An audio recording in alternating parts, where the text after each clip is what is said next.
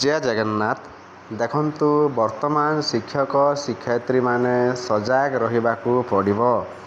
काहींकि मु एक कथा कहूछि देखंतु ना ओसेपा तरफरु गत अगस्ट 5 तारिख रे एक गुरुत्वपूर्ण चिठी जारी करा जाइछि।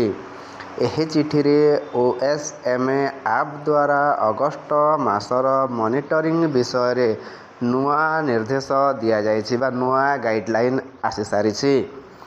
चिठी रे कुहा जाइछि जे OSMA बा Odisha school monitoring application December 2025 ठारू चालुथिले मध्य जुलाई 2026 पर्यंत अनेक अधिकारी ठीक भावरे मॉनिटरिंग करुनथिले। सेथिपाई 5 तारिखरू बा अगस्ट 5 तारिखरू अगस्ट 31 तारिख पर्यंत मॉनिटरिंग कार्य को कड़ाकड़ी भावरे संपूर्ण करने निर्देश दिया जाइछि।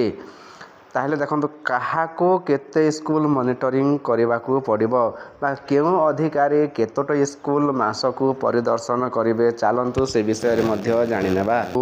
ना जणे CRCC ना मासकू 18टी स्कूल परिदर्शन करिवे। सही भले जदि जणे ब्लॉक ऑफिसर्स ना 55टी स्कूल मासकू परिदर्शन करिवे। सही भले डिस्ट्रिक्ट ऑफिसर्स ना मासकू 100टी स्कूल परिदर्शन करिवे।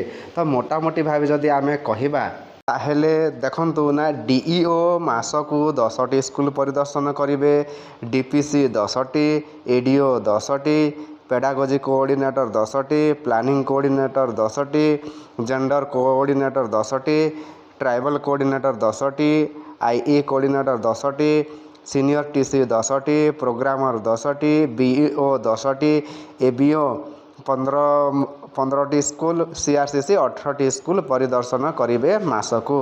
तो निहाती शिक्षक शिक्षयित्री माने वर्तमान अलर्ट रहिबा आ निज काम को निजे सुचारू रूपे करिबा, निजर लेसन नोट क्लास मैनेजमेंट से सब को आमे सठिक भावे परिचालना करिबा।